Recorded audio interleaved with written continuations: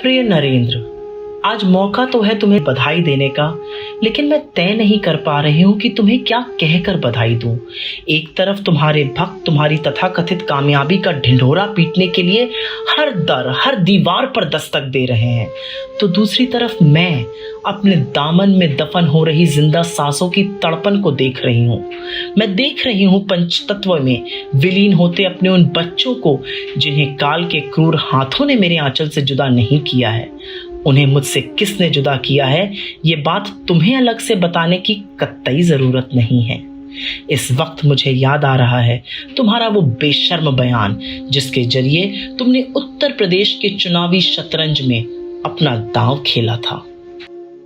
गांव में अगर कब्रिस्तान बनता है तो गांव में स्मशान भी बनना चाहिए।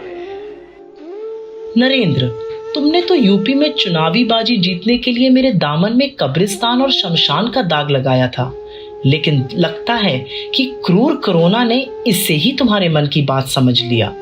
जरा देखो तो, उसने वाकई मेरे हर गांव, हर गली, हर मोहल्ले को शमशान और कब्रिस्तान में तब्दील करके रख दिया। नरेंद्र, इसीलिए कहा जाता है कि कभी भी भूल कर अशुभ बात नहीं बोलनी चाहिए। नरेंद्र, तुम तो मेरी सेवा करने का वादा कर सत्ता में आए थे, लेकिन कभी फुर्सत में सोचना तुमने मेरी और मेरे बच्चों की क्या सेवा की है। कोरोना की पहली लहर में जब मेरे बच्चे सड़कों पर भूखे प्यासे एड़ियां रगड़ रहे थे, तुम ताली थाली का मेगा शो कर रहे थे। नोटबंदी के समय कड़कड़ाती धूप में मेरे बच्चे लाइनों में मर रहे थे, तब तुम तालियां बजवा कर कह रहे थे घर में शादी है पैसा नहीं, घर में बीमार है दवा नहीं। घर में शादी है पैसे नहीं, मां बीमार है, 1000 के नोटों का थप्पा है, लेकिन मुश्किल है। मेरे बच्चों के शहर स्मार्ट सिटी तो नहीं बने, हाँ शमशान और कब्रिस्तान से गूंजती चीखों और जलती लाशों का तुमने असहाय कारवां जरूर बना दिया। मेरे नौजवान बेटे व बेटियां मुझे सबसे प्यारे लगते हैं, क्योंकि वो गुणी हैं, उनमें हुनर है, वो शिक्षित हैं और काबिल हैं।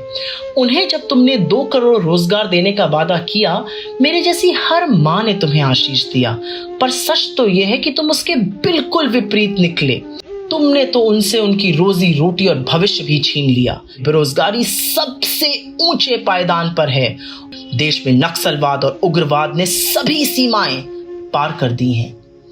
जब मेरे बच्चे छोटा छोटा व्यवसाय, छोटी छोटी दुकानदारी कर 2 जून की रोटी कमा रहे थे, तुम्हें वो भी कबूल नहीं हुआ। उनकी आय और कमाई सब की सब जीएसटी यानी गब्बर सिंह टैक्स लगाकर तुमने छीन ली।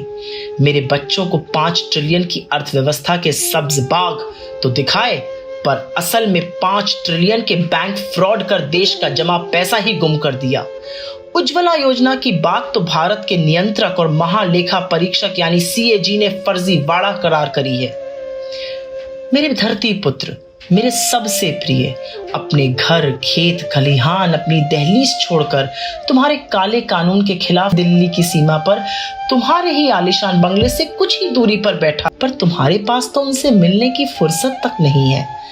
नरेंद्र, मुझे पता है कि हर शासक की तरह तुम भी इतिहास के स्वर्णिम पन्नों पर अपना नाम अमर कराने की ख्वाहिश रखते हो, लेकिन मेरी नजर में तुम आत्ममुग्धता के शिकार एक ऐसे अहंकारी शासक हो जो अपनी छवि चमकाने के लिए किसी भी हद तक गिर सकता है। याद रखना, इतिहास में तुम्हारा नाम इसी तौर पर दर्ज होगा। ये गलतियां नहीं हैं, गुनाह है, और गुनाह की माफिया नहीं होती हैं।